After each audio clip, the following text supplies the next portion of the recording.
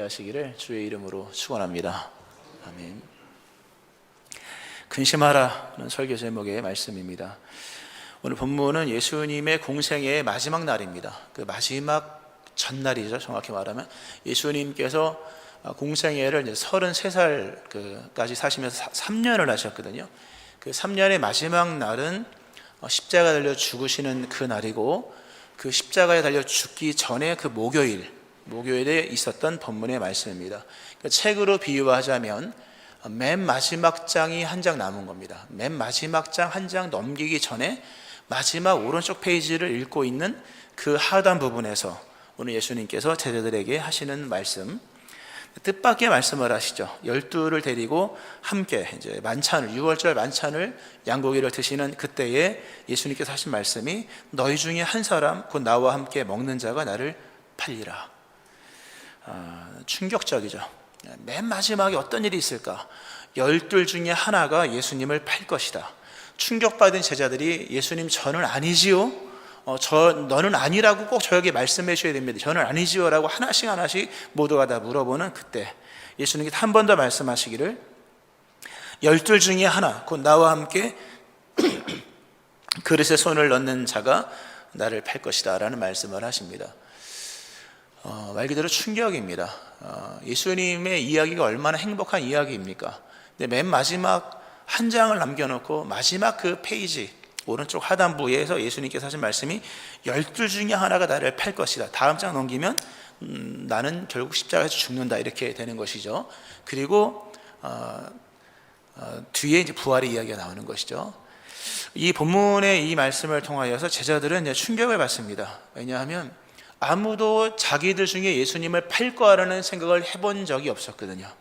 이건 상상에도 들어가지 않고 대본의 각본에 또는 저마다의 시나리오 속에 들어가지 않은 내용이었는데 예수님께서 진실로라는 표현을 쓰시면서 이것은 진짜로 일어날, 바로 뒤에 일어날 일이다 하는 말씀으로 예수님께서 하셨습니다. 이때 제자들이 몹시 근심하며 저는 아닙니까? 라고 말씀하며 이렇게 물어나가는 이런 질문들을 보게 됩니다. 오늘날에는 과신의 시대입니다. 너무 자신만만하고요, 근심이 없는 신앙생활. 믿음이 앞면이 믿음이라면 뒷면은 뭐가 되겠습니까? 의심일 수밖에 없는 거예요. 앞면이 확신이라면 뒷면은 근심일 수밖에 없는 것입니다. 둘 다, 양쪽 다 믿음이라면 글쎄요, 오늘 제자들이 얼마나 행복한 시간입니까? 예수님과 함께 번듯하게 밥 한번 제대로 먹어본 적 없는데 6월절 만찬에서 예수님을 위한 자리가 준비되었고, 거기서 맛있는 이 양고기를 먹고 또 포도주를 마시며 또 누룩을 넣지 않는 그런 떡도 먹고 야채도 곁들여서 함께 쓴나물도 먹고 이런 시간을 보내고 있는데, 그 분위기와는 정반대로 예수님께서 너희가 나를 팔 것이다, 그 중에 한 사람이 나를 팔 것이다 라고 했을 때 제자들 마음속에 충격을 받으면서 근심하기 시작했다는 말씀입니다. 모두가 다 믿음의 긍정을 가지고 믿습니다, 확신합니다, 될 줄로 압니다 이렇게 찬송, 경배, 감사를 드리지만 믿음은 다 그런 걸로만 되어지는 것이 아니라 때로는 우리의 삶 속에는 이 근심이라는 단어도 늘 끼고 있어야 될 내용인 것을 본문은 말씀을 합니다. 누구도 자신 있게 나는 아닙니다라고 말할 수 없는 상황이 왔다는 게 중요합니다.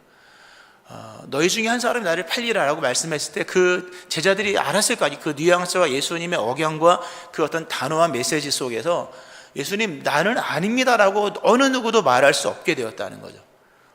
나는 예수님을 팔 리가 없습니다라고 얘기할 수 없는, 모두가 결국 근심할 수, 내가 혹시 예수님을 팔게 될 장본인이 아닌가라는 그런 물음을 갖게 되었다는 부분에서 이 본문은 우리에게 많은 의미를 제시를 해줍니다.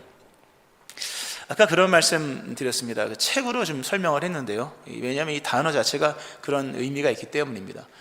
제자들이 지금 이제 공생애를 다 써서 맨 마지막에 이제 한 장 남겨놓고 있는 것인데, 마지막 결론이 당연히 행복하게 해피엔딩으로 끝날 줄 알았겠죠. 근데 예수님께서 너희 중에 한 사람이 나를 팔리라 했을 때 제자들 안에 근심이 찾아옵니다. 근데 근심은 어떤 의미의 뉘앙스의 근심이냐 하면 이게 슬퍼하다, 괴로워하다, 고민하다 라는 뜻이 있는데요, 이게 어떤 의미가 있냐 하면 연속성이 끊어지는 그런 슬픔이고 연속성이 끊어지는 그런 고민인 거죠. 무슨 설명을 어떻게 해드려야 될까요? 우리가 성경책이 있는데 여기 가령 책이 있다. 책이 있으면 책은 다 갈피로 이루어집니다. 책갈피, 그죠? 한 장 한 장 1페이지부터 뭐 300페이지, 어떤 것은 700, 800, 1000페이지가 넘는 그런 책들, 그죠? 모든 책들은 낱장으로 이루어져서, 그러나 그 책들은 뒤에 엮음, 그죠? 자, 이게 실로 엮잖아요. 요즘에도 다 좋은 책을 그렇게 실로 엮어서 모든 책갈피가 실로 엮어져서 한 권의 책이 되어서 그 이야기가 이렇게 전개가 됩니다. 전개가 돼서 다음 장 하면서 이야기가 쌓여지고 나중에 이렇게 될 거다라고 예측이 되는 것인데, 마지막 장에서 예수님께서 너희 중에 12 중에 하나가 나를 팔리라고 했을 때 어떤 일이 있냐면 뒤에 묶었던 그 묶음이 실타래가 터져버린 것 같은 거죠. 터져버리면서 순간 확 날려버리는 거죠. 우리가 종이를 갖다 이만큼 가지고 있다가 확 날리잖아요, 그죠? 그런 일 하면 별로 없겠지만 영화에서 보면 이렇게 막 확 날리면요, 그 다음부터는 페이지가 이게 도대체 몇 페이지인지를 알 수가 없는 거죠. 그리고 그걸 모아놓은들 연결되지 않는 거죠. 제자들이 지금 그 근심에 빠진 겁니다. 당연히 1페이지, 2페이지, 3페이지, 4페이지 연결되어 왔던 지금까지, 당연히 마지막 2페이지 남겨놓고 예수님이 이렇게 우리와 함께 즐겁게 우리는 주와 함께 영원히 이럴 줄 알았는데, 예수님께서 그렇지 않아. 마지막 결론은 그게 아니야. 너희 중에 한 사람이 나를 팔 거야 라고 했을 때 그 갈피 이어졌던 마지막 묶음이 터져버리면서 마음의 갈피를 잡을 수 없는 깊은 고민과 충격에 빠져버린 제자들이라는 뜻입니다. 갈피가 한 장 넘기고 다음 장 연결되는 거잖아요. 근데 그것이 연결되지 않는, 지금까지 일어났던 수많은 일들이 연결되어지지 않을 새로운 충격적인 상황, 충격적인 일들이 그들 앞에 놓여있게 되는 것을 그들이 경험을 합니다. 그러면서 그들 안에 모든 낙관은 사라지는 거예요. 모든 낙관은 사라지고 모든 확신도 사라지고 갈피를 잡을 수 없는 충격적인 근심이 그들에게 찾아오면서 이런 거죠. 지금까지 배웠던 모든 것, 또 지금까지 보았던 모든 것, 지금까지 경험했던 모든 것이 알고 봤더니 엮여진 사건들이 아니라 다 개별적인 사건들이었었던 것인가? 라는 질문을 하는 겁니다. 좀 어렵네요. 이런 거죠. 그러니까 제자들이 예수님을 3년을 따라다녔습니다. 3년 동안 같이 잠을 자고 같이 음식을 먹고 같은 공간을 사용하고 같은 동선을 가지고 예수님은 스승으로, 제자들은 제자로, 때로는 친구로, 때로는 가족같이, 정말 형제보다 더 끈끈한 형제로, 예수님도 내 혈육의 가족이 아니라 여기 있는 자들이 내 가족이다라고 말할 정도로, 그 정도로 예수님과 제자들은 일치가 되었다는 거죠. 예수님을 이렇게 때로는 막 친구처럼, 형처럼, 때로는 부모처럼, 스승처럼 따랐던 그런 제자들, 예수님도 그들을 그렇게 여겼고 비전이 같고 운명을 같이 했던 그런 공동체로 여겼었는데, 그 중에 한 사람이 나를 팔 것이다 라는 말씀을 했을 때 모든 게 다 무너지는 거죠. 우리가 예수님을 3년이나 따라다녔던 것의 결과가 이렇게도 뒤틀릴 수 있구나. 잘 들으셔야 됩니다. 3년 동안 이렇게 예수님께 많은 걸 배웠던 결말은 우리가 예측한 것처럼 그렇게 낙관적이지 않을 수가 있는 것이구나. 마지막 페이지 한 장은 아무도 모르는 것이구나. 300페이지짜리 책이 298페이지까지 예측대로 되었지만 마지막 한 장만큼은 우리가 예측한 대로 쓸 수 없는 것이구나. 그 한 장은 아무도 예측할 수가 없다. 12 중에 하나가 나를 팔 것이 기정사실로 예수님이 예언하신 거잖아요. 그러면 그렇게 될 것인데, 그러면서 그들 안에 이렇게 했으니 저렇게 되겠지라는 생각들이 다 사라지고 마는 거죠. 아주 중요한 얘기입니다. 모든 게 다 연속적이라고 생각하면 착각인 것입니다. 내가 예수님을 50년을 믿었으니까, 그죠? 내가 예수님 50년을 믿었기 때문에 51년째 때도 예수님을 믿는 사람이겠지라고 생각하면 아닐 수 있다는 거죠. 물론 그렇게 되기를 바라지만 전부는 아니라면, 12 중에 하나 아니었다는 얘기죠, 그죠? 전부가 아니라면 우리 모두가 다 무한대의 확신을 갖고 있는 것은 그렇게 성경적이지 않다는 얘기를 본문은 우리에게 말씀을 해줍니다. 그러니까 제자들이 오늘 본문에서 그런 거죠. 너희 중에 한 사람이 나를 팔리라고 했을 때 어느 누구도 그 부분 앞에서 확신하지 못했다는 거죠. 나는 절대로 예수님을 팔지 않겠습니다 라고 이렇게 말할 수 있는 사람이 아무도 없었다. 다른 말로 내 인생에, 내 안에는 내가 답할 수 없는 영역들이 있다는 거예요. 우리 인생에는 내가 답할 수 없는 영역들이 있는 거죠. 죄송하지만 오늘 여러분들이 이 자리에 와서 믿음의 사람으로 예배를 드리고 믿는 자로 고백할 수 있었던 것은 여러분이 아는 영역 안의 일들만 일어났기 때문이에요. 여러분이 답할 수 있는 수준 안에서만 일들이 일어났기 때문에 여러분이 믿음으로 응답을 했기 때문인 거예요. 지금까지 인생이 믿음으로 살아올 만큼 괜찮은 인생이었다는 거죠. 지금까지 이야기들이 그렇게 물론 쉽게 온 건 아니지만, 물론 결론적으로는 다 은혜죠. 그러나 지금까지 온 모든 그런 일들은 내가 믿음으로 답할 수 있는 확실한 영역들에서만 일이 일어났기 때문인 거예요. 만약에 너희 중에 한 사람이 나를 팔리라, 예수님께서 정색으로 분명히 정식적으로 그렇게 말씀을 했다면 누구도 답을 할 수 없는 상황이 올 수가 있는 거죠. 우리의 믿음은 우리 믿음이 지금까지 연속적으로 온 것은 연속적으로 올 수 있는 상황이었기 때문에 온 겁니다. 이게 그래서 영광을 주님께 돌리는 거예요. 만약 우리 인생 속에 우리가 답할 수 없는 환난이나 핍박이 온다면 나의 믿음은 거기서도 믿습니다라고 말할 수 있을까? 우리가 환난과 핍박을 여러 내 인생의 환난 핍박 얘기하지만 모든 사람이 동일하게 짊어지는 삶의 무게는 환난도 핍박도 아닙니다. 저에게도 삶의 무게가 있고 여러분도 삶의 무게가 있고요. 저에게도 믿음의 감당할 몫이 있고 여러분도 감당할 믿음의 무게가, 그건 환난과 핍박이 아닌 거죠. 그건 응당해야 할 일이에요. 환난과 핍박은 뭐냐면 믿는 사람만을 믿는 사람을 표적으로 삼아서 날아오는 화살들인 거예요. 아주 어려운 거예요. 그건 진짜 그 믿음을 없애기 위해서 다가오는 그런 일들인 거죠. 그렇게 찾아오는 그런 어려움, 이런 환난 같은 것, 그런 일들은 없지 않아요. 사실 별로요, 그죠? 이 시대 자유롭게 믿음 생활하는 시대 속에서 무슨 환난과 핍박이 어디 있겠습니까? 그냥 좀 어려울 뿐인 거죠. 진짜 환난과 핍박이 와서 우리의 믿음의 고백이 우리의 인생의 죽음과 생사를 결정되는 상황이 왔을 때 우리가 난 그때도 예수님을 믿겠습니다라고 말할 수 있는 사람이 누가 있느냐라고 하는 거죠. 그러니까 지금까지 우리가 이렇게 믿음의 삶을 살아왔던 것은 알고 보면 그 붙잡아 주시는 하나님의 은혜 속에서, 그리고 내가 알고 답할 수 있는 믿음의 영역 안에서 일들이 일어났기 때문이에요. 만약 우리가 나도 나를 할 수 없는 상황까지 이렇게 코너로 몰려간다면 누구도 자신 있게 나는 아닙니다라고, 나는 예수를 믿습니다라고 말할 수 있는 사람이 없다는 거죠. 제자들이 그걸 깨달은 거죠. 우리가 이렇게 긴 시간을 배워왔는데 이렇게 우리가 함께 12명이 제자들이 다 동생처럼 그렇게 친구처럼 왔는데 이 중에 한 명이 예수님을 팔 줄이야. 어느 것도 우리가 자신할 수 없고 어느 것도 확신할 수 없는 것이 믿음의 세계이구나. 이 마가복음 14장, 이 15장, 특히 이제 오늘 본문 속에서 이어지는 마지막 이틀, 목요일날 성만찬하는 거잖아요. 그리고 목요일 12시 땡 지나고 나서 예수님은 바로 잡혀가십니다. 가서 취조받으시고 십자가 지시고 이제 낮에 죽게 되시는데, 그 이틀 사이에 제자들이 배운 게 뭐냐면 믿음이 과연 어떻게 연속적으로 유지되는가를 배웁니다. 믿음이 어떻게 연속적으로, 믿음이 연속 빼고 믿음이 어떻게 유지되는지를 그들이 확실하게 경험을 한 거예요. 그게 뭐냐면 믿음은 은혜로만 믿음이 유지가 되는 것이구나. 설명을 드려보면요, 우리는 굉장히 유물적 개념 속 진화론, 진화론은 이런 게 있잖아요. 먼지가 모여서 생명체가 됐다, 그죠? 단백질이 모여서 거기서 어떤 무언가의 어떤 설명 비약적으로 넘어가죠. 단백질이 있어서 생명체가 단세포가 나오고 다세포가 되고 그것이 나중에 물 밖으로 나와서 이런 식으로 설명을 하는 거죠. 가장 유물론적인 뭡니까? 물질을 모아놨더니 생명이 나오더라, 이거잖아요, 그죠?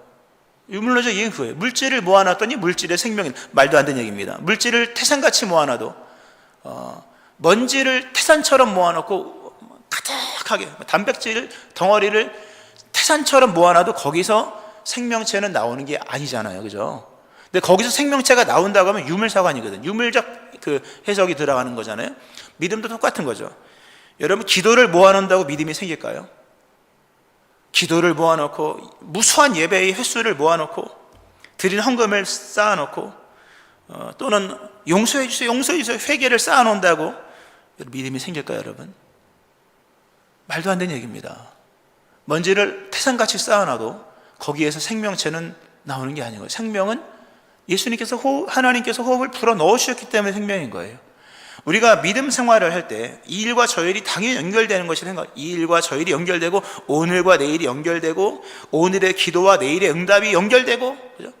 너무 당연하게 오늘의 기도는 내일의 응답으로, 지금의 회개는 죄사함의 은총으로 연결되고, 믿음의 행위가 믿음의 성장으로 이어진다고, 또는 주를 부르면 구원이 우리에게 찾아오고, 그렇게 연속적으로 생각을 하죠. 다 잘못된 생각입니다. 아무리 기도를 몇 시간이 아니라 몇만 시간을 모아놓는다 해도 은혜가 없으면요, 영적 생명으로 전환되지 않습니다. 믿음의 일들을 아무리 많이 해도 은혜를 주시지 아니하면 그 자체가 믿음의 성장으로 연결되는 게 아닌 거예요. 3년의 공생애를 따라다닌다고 제자로 완성됩니까? 붙잡아 주시고 끌어주시는 은혜가 아니고서는 어느 누구도 제자로 세워질 수가 없는 거예요. 우리 굉장히 이 시대가 진화로는 과학으로 철학으로 그 이데올로기로 발전을 하는데요, 신앙도 그럴 때가 너무나도 많은 거죠. 내가 기도해서 당연히 응답받는 줄 알고 있는 거죠. 여러분, 회개하면 죄사함 받는 겁니까? 회개는 사함이 없으면 독백에 불과한 거예요.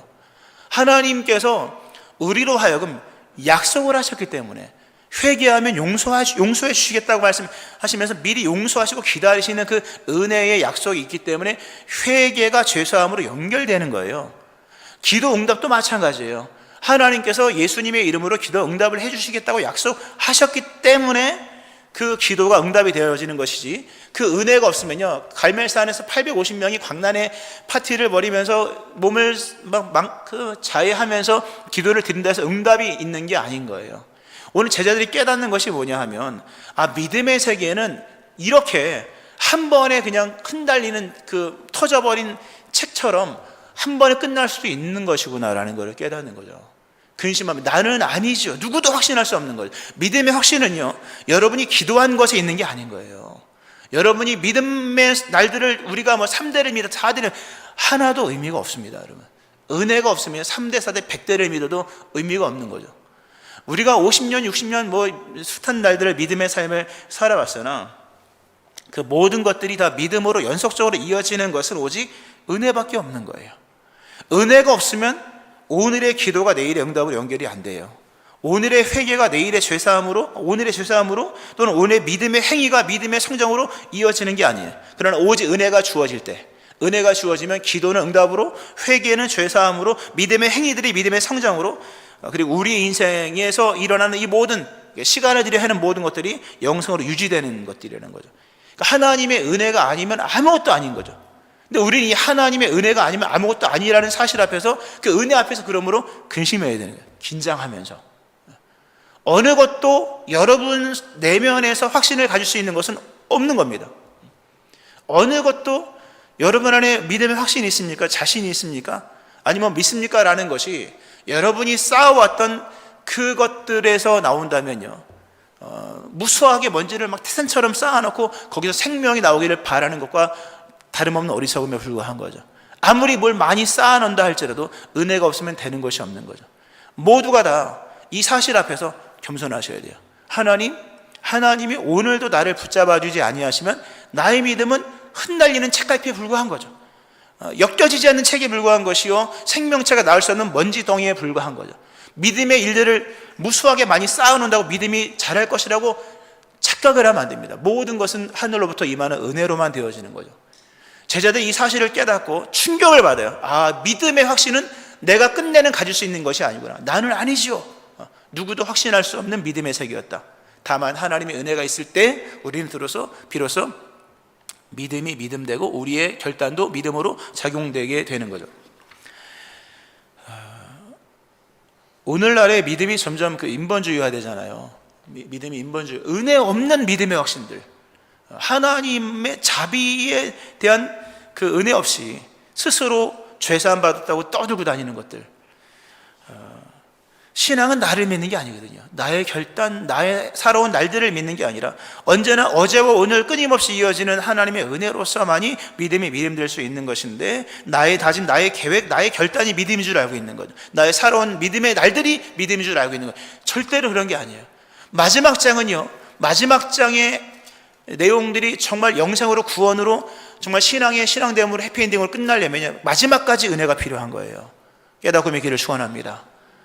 마지막까지 은혜를 받아야 되는 거죠. 그 은혜 없이 맨 마지막 장에 은혜가 없다 그러면요, 이 책은 엮여지지 않는 종이 책갈 그 갈피에 불과하죠. 한순간에 확 날아가는 것이 되고 마는 것이라는 거죠. 그러니까 우리가 늘 하나님 앞에서 나는 아무것도 아니구나, 내가 믿음의 삶이 지금까지 유지될 수 있었던 것은 은혜가 컸기 때문이에요. 그 은혜 중의 은혜는 내가 답할 수 없는 영역의 일들이 우리에게 제시되지 않았기 때문이에요. 우리가 예수님이 가르치신 기도를 늘 기억해야 될 것이, 우리를 시험에 빠지지 않게 하시고 악에서 구하소서. 만약 우리가 시험에 빠지고 우리가 악한 상황에 빠지면요, 누구도 여러분의 믿음을, 어느 누구도 자신의 믿음을 장담할 수가 없는 거죠. 늘 기도해야 돼요. 하나님, 시험에 빠지지 않게 하시고 악에서 구하소서. 그럴 때만이 한 장 한 장 연결되고 넘어가는 하나님의 은혜가 연속적으로 믿음으로 이어지는 거예요. 누구도 자신할 수 없어요. 누구도 겸손하게, 그러니까 늘 겸손하게. 신앙의 절반은 근심이어야 돼요. 근심. 나도 주를 버릴 수 있다. 내 인생 속에 나보다 더 큰 문제가 닥쳐오는 순간, 내가 알지 못하는 이런 물음들이 다가오는 순간, 나는 아니겠지요까지만 우리가 할 수 있는 거예요. 나는 아닙니다라고 말할 수 있는 사람은 아무도 없는 거죠. 이런 근심, 이 믿음인 거예요, 여러분.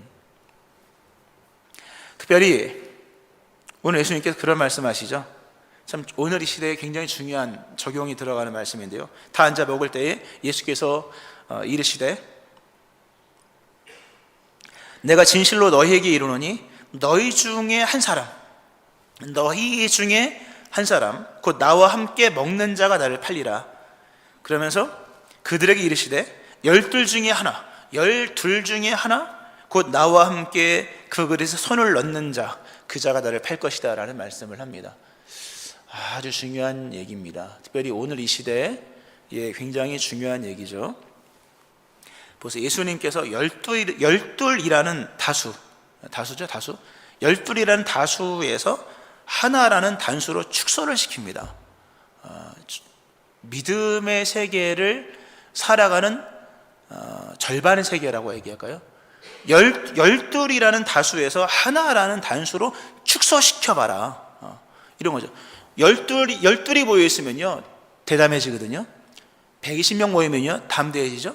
12,000명 모이면요, 겁이 없을걸요. 한 120만 명 모이면요, 두렵지가 않을 거예요. 그죠? 사람은 숫자에 의해서 믿음이 커집니다.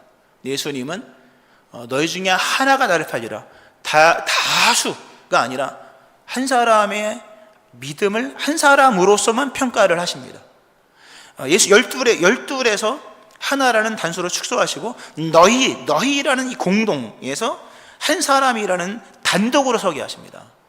그리고 그들이라는 전체에서 하나하나라는 개체로 개별화시켰다. 전체가 아니라 개체로 개별화시켰다. 그리고 함께 먹는, 이게 함께 일반이고 보편이라는 뜻이에요. 함께라는 일반에서 나와 함께 그릇에 손을 넣는 자라는 특수라는 배경으로 우리를 끌고 가시는 거죠. 한 120명 모이면 별로 근심할 게 없습니다.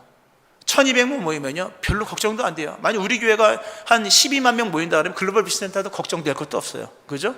그냥 짓는 거예요, 그냥. 12만 명이 10,000원씩만 내면 얼마입니까? 어디 가셨어요? 끝나는 거예요. 그래서 그렇게 착각을 하다가는 믿음이 설 수 없다는 거예요. 전체가 아니라 개별화된 개체로, 보편이 아니라 공동이 아니라 단독으로 서 있게 하시고, 다수가 아니라 단수로 서 있게 하시면서 전체적인 부분에서 잃어버리고 있는 자신의 신앙의 내면을 돌아보게 하시는 거죠. 오늘 본문은 이 유다의 배반을 유다라고 언급을 하지 않아요.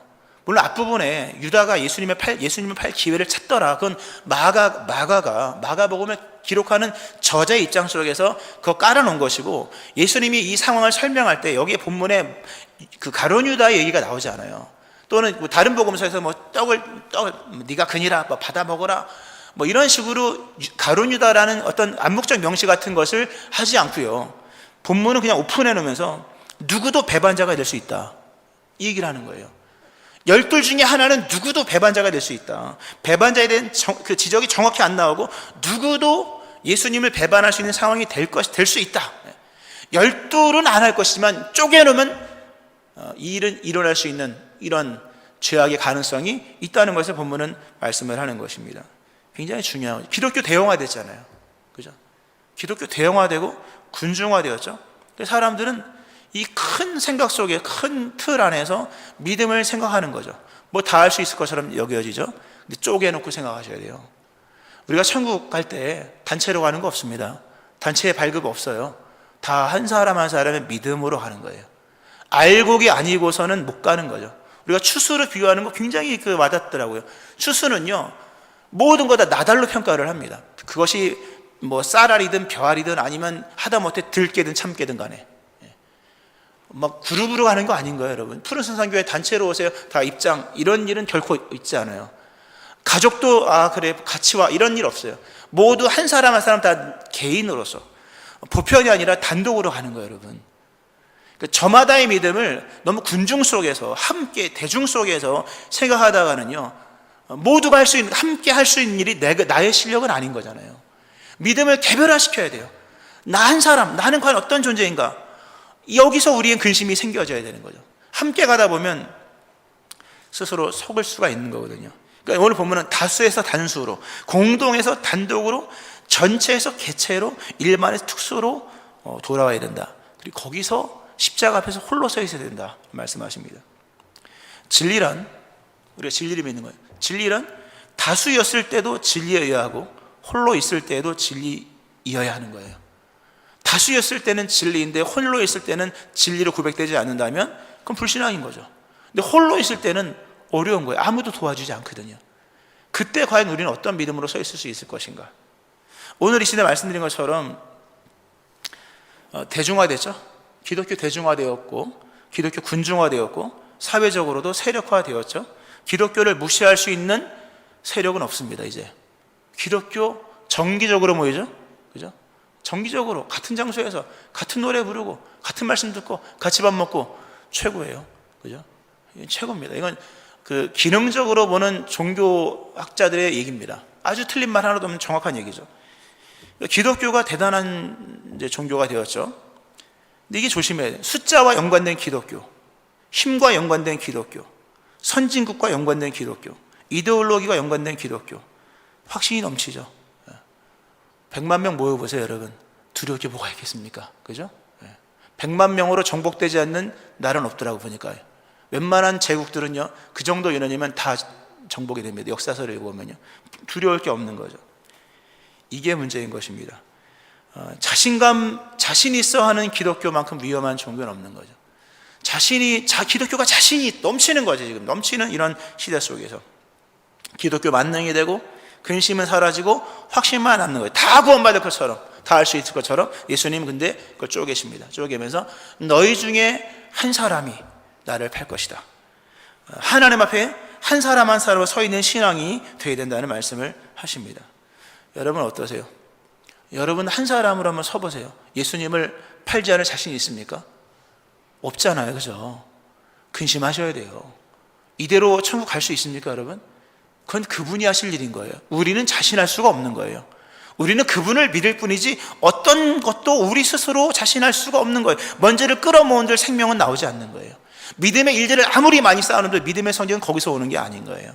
그러므로 진실하고 겸손하게 주 앞에 서는 거죠. 내 인생의 참된 가치를 만드는 이 먼지 같은 나의 신앙의 일들을 통하여서 생명을 만들어 가시고 불어넣으시는 분은 주님밖에 없는 거죠. 우리 예수님 그런 말씀을, 인자는 기록된 대로 가지만 나를 파는 자는 차라리 태어나지 않았으면 좋았을 것을. 여러 의미가 있죠. 예수님만이 한 인생의 의미를 거듭나게 하시는 분인 거예요. 예수님이 우리에게 은혜 베풀지 아니하면 여러분의 인생은 다 의미가 없는 거예요. 그냥 왔다 가는 먼지에 불과한 거죠.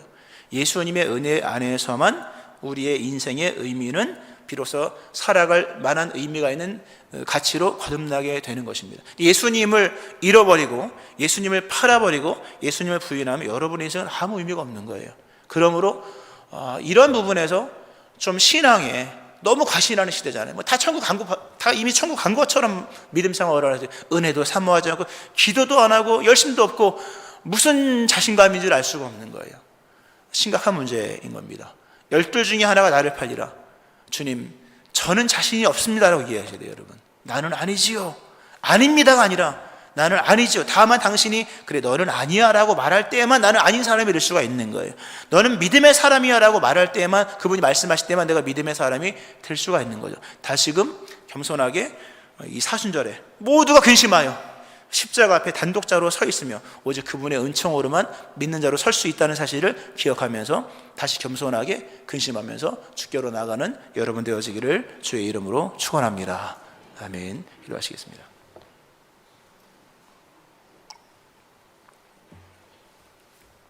살아계신 하나님 아버지, 모두가 과신하고 자신만만하고 이미 천국에 간 것처럼 살아가는 이 시대, 믿을 만한 숫자와 믿을 만한 결탁들, 또 믿을 만한 여러 세상적인 주제들, 우리의 믿음이 그렇게 커진 줄 알고 있을 때가 참으로 많습니다.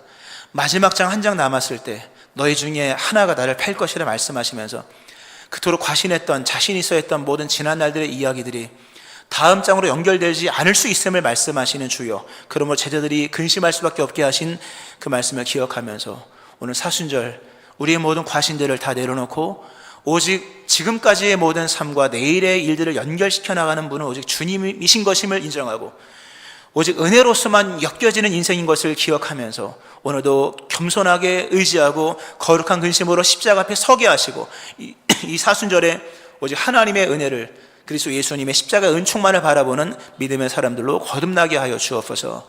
예수님 이름으로 기도합니다. 아멘.